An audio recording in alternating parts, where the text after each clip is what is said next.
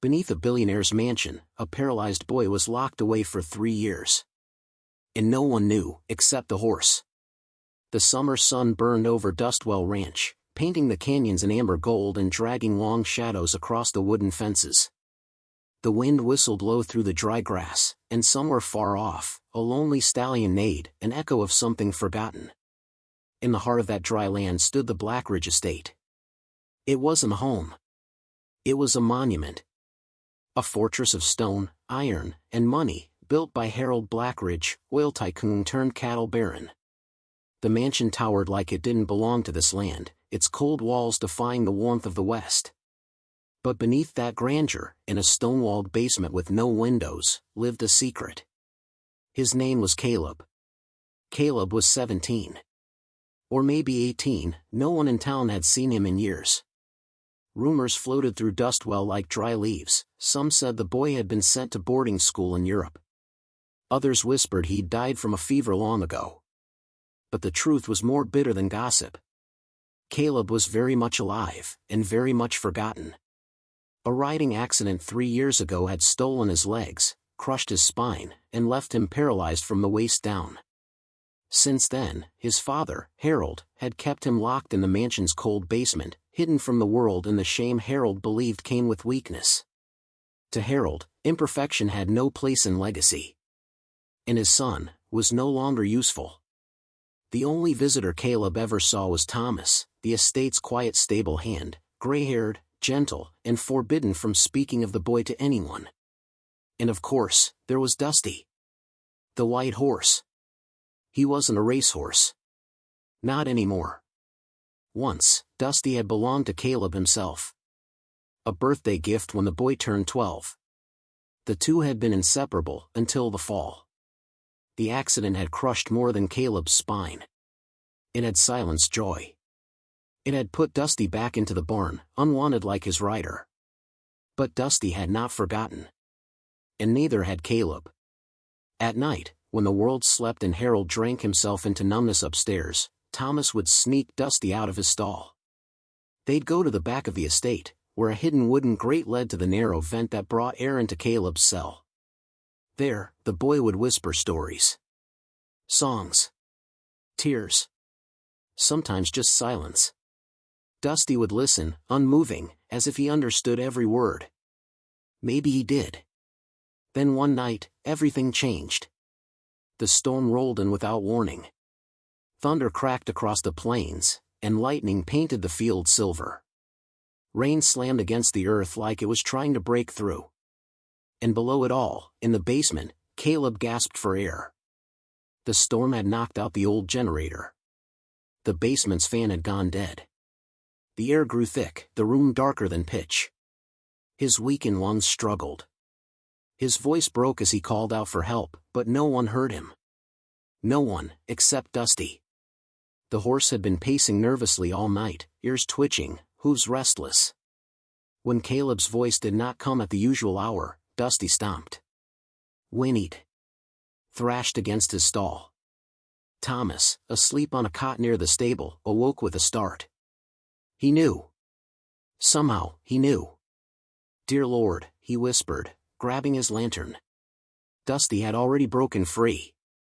Together, the old man and the old horse ran through the mud, past the great house where Harold Blackridge snored in drunken peace, to the grate behind the mansion. No sound. Thomas dropped to his knees. He opened the latch. No airflow. He screamed Caleb's name. No answer. I'm breaking that damn door, he said. And Dusty neighed like thunder. The next morning, Dustwell was quiet. Sheriff Cole Hargrove sipped his bitter coffee by the station's dusty window. Out here, mornings started slow. The only thing that moved faster than the wind was gossip, and even that had gone dry lately. Then came the sound. Hooves. Fast. Wild. Cole turned toward the main road, and there, barreling down Main Street like he'd seen a ghost, was a white stallion. Mud-streaked, foam at the mouth, eyes wide with panic. It was Dusty. Whoa, whoa now, easy boy. Sheriff Cole stepped outside as townsfolk froze on the boardwalks. "Isn't that Blackridge's horse?" someone muttered. "Hasn't been seen in town for years." Dusty didn't stop. He galloped past the bakery, the church, the barber's, hooves thundering against the dry boards. Then, he turned. Right in front of the sheriff's office, he skidded to a stop, reared up, and let out a bone-deep neigh. Not a cry of fear. A cry for help. The sheriff stepped forward. Dusty trembled, nudging Cole's chest with his head, then turned sharply, looking down the road toward the distant silhouette of the Blackridge estate. Cole narrowed his eyes. "You trying to tell me something, boy?" Behind him, little Ruthie Applewhite clutched her mother's hand. "That horse's cry ain't normal," she whispered. And for once, the townsfolk agreed. Minutes later, 3 riders followed Dusty up the trail to the mansion: Sheriff Cole, Thomas, still pale and breathless, and Miss Eloise Marin, the town's schoolteacher, who had once taught Caleb his first letters and never quite believed he'd been sent away. Dusty led the way, fast and frantic, his white mane wild in the wind. When they reached the estate, the mansion loomed like a silent mountain. No smoke from the chimney. No footsteps. No sign of Harold. Until a window upstairs cracked open. Harold Blackridge stared down, eyes bloodshot, shirt wrinkled from a night of whiskey. "What the hell's going on?" he growled. Sheriff Cole tipped his hat. "Need to speak with you, Harold. Urgently." "About what?"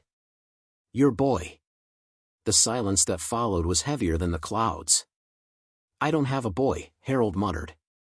Eloise stepped forward. "You did." And Dusty pawed at the ground. They didn't wait for an invitation. Cole pushed the front door open, unlocked. The air inside smelled of dust and stale liquor. Portraits of Harold, young and strong, lined the walls. But not a single photo of Caleb. Not one. Thomas led them to the narrow corridor behind the wine cellar. "There's a basement hatch," he whispered. "Only I have the key." He didn't mention how Harold had threatened to fire him, or worse, if he ever spoke a word about the boy. He didn't care anymore. The hatch groaned as it opened. The air was thick. Still. Too still. "Caleb!" Eloise called, voice trembling. No reply. They found him collapsed beside the vent, unconscious, face pale, lips blue from lack of oxygen. He had written something in the dust beside him, dragging his fingers across the floor. One word: help. Eloise dropped to her knees, brushing his hair from his face, tears already falling. "He's alive, but barely," she whispered. "Get Doc Merriman," Cole barked. "Now." As Thomas and Eloise carried Caleb into the sunlight for the first time in years, Dusty stepped closer and lowered his head to the boy's chest. Softly. Gently. Caleb stirred. His first word was not a name. It was a breath: Dusty. Later, as the doctor tended to Caleb and townsfolk gathered in disbelief, Sheriff Cole turned to Harold, now handcuffed, silent, broken-looking. "You hit him like a sin," Cole said coldly. "But that boy's stronger than you ever were." Harold didn't speak. He just stared at the horse. Dusty stood tall beside the wagon where Caleb lay under blankets. The horse had not moved. Not eaten. Not blinked. Just watched. Like a witness. Like a guardian. The twist hadn't come yet. But it was close. Because when Caleb finally awoke, 3 days later, in a borrowed hospital bed at the church infirmary, he didn't just speak. He remembered everything. 3 days after he was pulled from that stone-cold tomb beneath the Blackridge estate, Caleb opened his eyes. He was pale. Fragile. But there was fire in him still. Doc Merriman leaned in. "Take it slow, son." Caleb's throat was dry. "Water, please." Miss Eloise brought it, her hand trembling. The whole town had heard by now. About the boy in the basement. About the horse who saved him. But no one knew the whole story. Not yet. Caleb's first request was simple. "Where's Dusty?" The horse had not left the churchyard in 3 days, standing beneath the bell tower like a sentinel. When they wheeled Caleb out to see him, something unspoken passed between them. Dusty stepped forward. And Caleb, with weak hands, touched the horse's muzzle. He began to cry, not from pain, but from finally being seen. Then, he spoke the truth. That evening, in the small sanctuary of the church, under candlelight and silence, Sheriff Cole gathered a few trusted townsfolk, Doc Merriman, Miss Eloise, Father Alden, and Thomas. Caleb's voice trembled, but it did not waver. 3 years ago, the accident didn't just break my back. It broke my father. He paused. No, that's not right. My father was already broken. The accident gave him an excuse. It wasn't just about shame. Not just about legacy. It was about money, Caleb said. After the fall, my father found out that the oil wells under our ranch weren't fully his. Years ago, he'd signed some of the mineral rights over to my mother, before she died. But those rights would pass to me when I turned 18. A beat. That's next month. Gasps filled the room. Eloise whispered, so he locked you away. To keep control, Caleb finished. If I died before 18, the rights would revert fully to him. It was in the deed. He never expected I'd survive this long. Sheriff Cole clenched his jaw. That's attempted murder. Not just that, Caleb said, eyes dark now. The night before the accident, we argued. He told me I was soft. Weak. That I didn't deserve the name Blackridge if I wasn't willing to be ruthless. Tears welled in his eyes. I told him I wanted to sell my share of the ranch, and open a school. For children with disabilities. He lost it. Caleb looked at Dusty. And the next day, he sent me on that trail ride. The path had been sabotaged. The boards over the ravine, they broke too easily. He wasn't accusing. He was remembering. Miss Eloise covered her mouth. Dear God. Thomas slammed his fist on the pew. I knew something was wrong. I just didn't know what. Caleb shook his head. You saved me, Thomas. You and Dusty. All those nights you fed me through the vent. You kept me alive. Then came the quiet. The kind of quiet that means justice is close. Sheriff Cole stood. We'll need the deed. The contract. Anything that proves this. Caleb nodded. They're not in the safe. He always said. The truth is too dangerous to be locked away with guns. He looked up slowly. They're in the attic. It was near midnight when the sheriff and 2 deputies returned to the Blackridge estate. The storm from days before had passed, but the mansion still felt haunted. Harold had been transferred to the town jail, silent as a grave. But his house still held secrets. They climbed the staircase to the attic, once locked, now forced open with a crowbar. Inside, dust, boxes, old paintings. But beneath a floorboard, they found a rusted lockbox. Inside it, the original deed to the land. The will. A signed document with Caleb's name, authorizing a future transfer of the mineral rights to a foundation for disabled youth.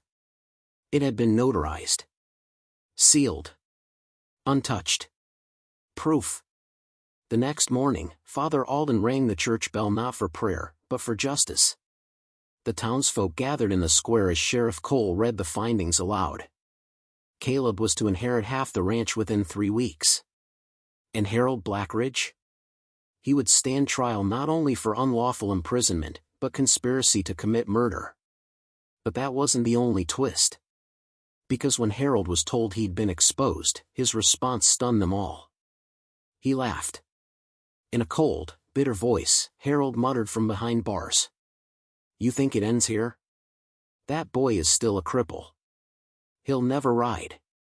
Never walk. He may have the land, but he'll never be a Blackridge. Then, someone from the back of the room stepped forward. It was Dusty. Not led. Not tied. He had walked there himself. And he did something that no one expected. He bowed. Right in front of Caleb. A full, deliberate bow. The courtroom fell silent. And Caleb raised his head. "I don't need your name," he said. "Because I have his loyalty." Tears flooded Eloise's eyes. The town clapped. Slowly at first, then stronger. Not for the boy in the wheelchair. For the boy who survived. For the truth. For the horse. 1 month later, the Black Ridge estate stood silent. The oil rigs had stopped. The ranch hands were gone. But at the far western edge of the land, where the golden grass met the low hills, something new was rising. A small building, made of warm red cedar, with a wide-open front porch and wheelchair ramps instead of stairs. Above the door, a carved wooden sign that read, "The Dusty Foundation, a school for the strong." Caleb sat in his chair beneath a cottonwood tree, the summer breeze playing through his hair. A light blanket covered his legs. His face had grown fuller, his voice steadier. Recovery was slow, but it was happening. Beside him stood Miss Eloise and Father Alden, helping arrange the first supplies for the school. And in the field, grazing peacefully, was the old white stallion himself. Dusty. Sheriff Cole arrived with good news. Harold took a plea deal. 20 years minimum, he said. No chance of parole. Caleb nodded, silent. He didn't celebrate. He didn't curse. He simply turned his eyes to the horizon. "I don't want revenge," he said. "I want to make something that outlives the anger." The town rallied behind him. Land was donated. Workers volunteered. Even Thomas, the old stable hand, came every morning to help lay stone with his trembling hands. Every child in the county with a disability, once hidden, hushed, or ignored, would have a place now. To learn. To speak. To ride. Because riding would be part of the curriculum. Caleb insisted. "Even if we can't walk, we still deserve to fly," he said. And so they built a corral beside the classroom. Wide, open, safe. Dusty would be the first therapy horse. It was poetic, the one who had carried pain on his back for years, now carrying healing. But time, as it always does, came for Dusty. The old stallion grew slower that fall. His eyes dimmed, though they never lost their spark. One crisp October morning, Caleb wheeled out to the field. Dusty was lying down, head raised weakly, as if waiting. No fear. Just peace. Caleb lay beside him in the grass. No words. Only breath. And when Dusty's last exhale left his body, the wind paused. Like the world bowed its head. They buried Dusty under the tree on the hill. Students helped place wildflowers. Thomas built the headstone by hand. It read, "Dusty."